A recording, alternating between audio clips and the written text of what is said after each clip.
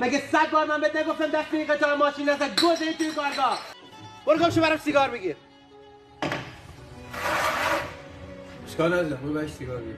آقا این ماشین ما چی شد آخر؟ داداش فردا همین موقع بیا اوکی. موسا جان گوشی داره زنگ میخوره بیا ببریم. اومدم.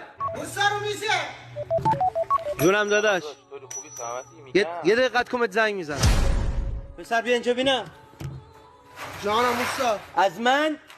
از بچگی بزرگت کردم میکانیکی بهت یاد دادم الان برای من دم در میاری پول از من میدزدی خفه شو تو کارتو بکن گفت شو دیگه نمیخوام ببینمت آخه موسا. بنال گفت شو دیگه نمیخوام ببینمت آخه موسا. بنال بابا کار اون نبود. به کار کی بود کار داداشت بود اومد دست کرد تو دخت. هر چی پول داشتی برداشت همون موقع که داشتی با مشتری سر کله میزدی. خب اوستا الان هم زنگ زد که بهت بگه ولی تو قطع کردی. اینم بهت بگم اوستا جایی که توش قضاوت کردن باشه جای